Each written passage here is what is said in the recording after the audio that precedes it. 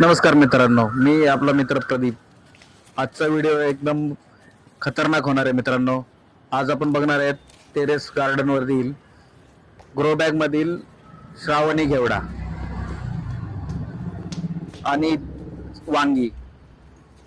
मित्रांनो, पालेभाज्या म्हटलं की सर्वांना आवडता विषय असतो आणि त्या जर ऑर्गॅनिक असतील तर त्या खाण्यासाठी अजूनही चांगल्या पद्धतीने आपल्याला आनंद येतो.